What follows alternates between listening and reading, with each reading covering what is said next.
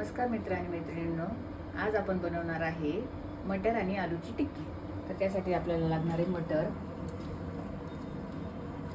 त्यानंतर आपल्याला लागणार आहे उकडलेले मटर।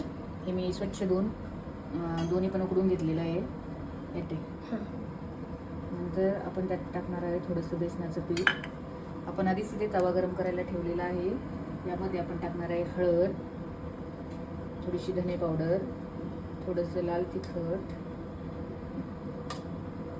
आणि हे सगळं आता आणि थोडंसं मीठ।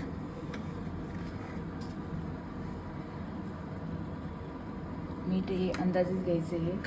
ही जी टिक्की आहे ही अतिशय अशी पौष्टिक आहे। चमच्यावर असे आपण छान असं हाताने आता स्मॅश करून घेणार आहोत।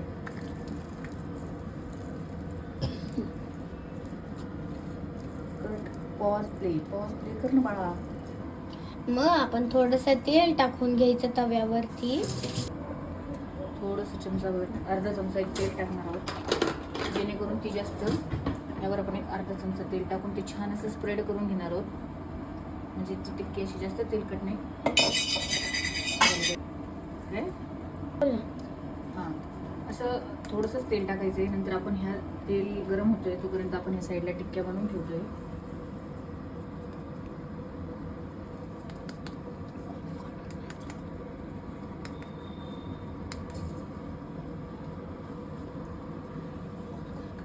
अशा छानशा गोल करून आपण ते थोड्याशा प्रेस करून म्हणजे ते छान अशा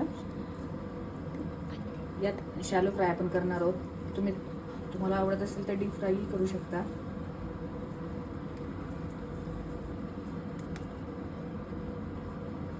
नको एअर फ्रायर।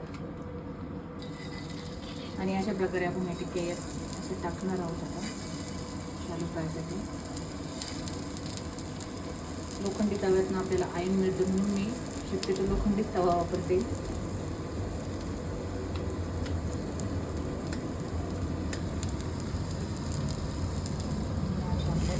तयार झालेली आहे।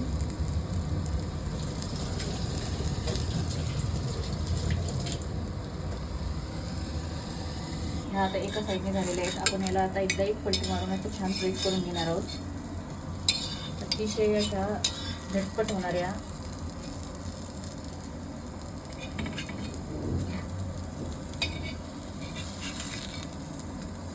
एका साईडने आपण असं पलटी मारून त्याला एकाच्या साईडने फ्राय करतोय। मंद गॅसवरच करायचं।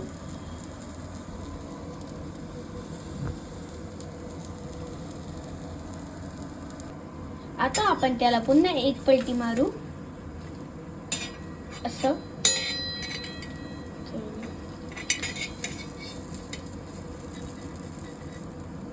पुन्हा एकदा अशा आपण सगळ्या आणला पलटी मारू। हळू हळू सगळे आपण जरासे नीट हे करून घेऊ, गॅसवरती भाजून घेऊ।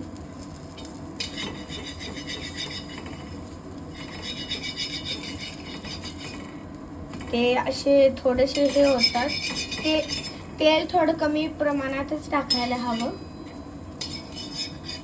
म्हणजे त्यांनी आपल्या तब्येतीला नुकसान नको व्हायला, म्हणून आपण त्यांना जरासं कमीच तेल वापरू आणि मग त्यांना चांगलं नीट बनवून देऊयात।